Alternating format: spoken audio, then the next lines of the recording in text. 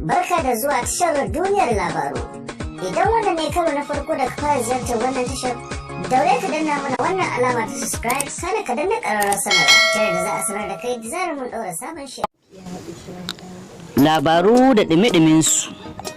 Barayi sun afka gidan jarumin Kannywood sun yi awon gaba da sabuwar motarsa da wasu muhimman kayayyaki.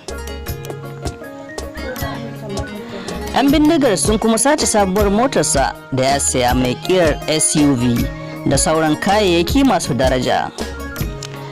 Jarumin, wanda ya tabbatar da faruwar lamarin, ya yi godiya ga Allah kasancewar ba su taɓa kowa ba. Barayin dai suna ɗauke da bindigogi ne. Wannan lamarin ya afku ne a ranar Laraba karfe 1 na dare zuwa karfe 2 na dare. Ya yi bayanin cewa barayin sun shiga gidan ne ta karfin to a gidansa da ke Maidile a cikin garin Kano.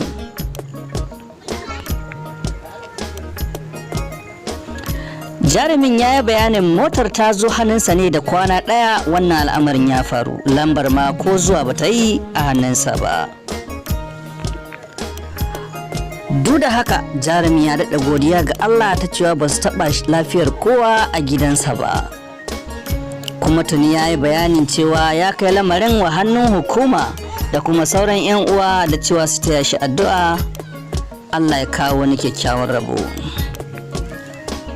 Da wannan muke cewa ku biyo mu a labari na gaba domin jin ƙarashin bayanin ko Allah ya bayanar da ita ko kuma sake sabuwar wani abu. Kada ku manta dai kuna sauraron Duniyar Labaru. Ku danna mana subscribe, kana ku danna ƙararrawar sanarwa ta yadda za a sanar da ku da zarar mun dora.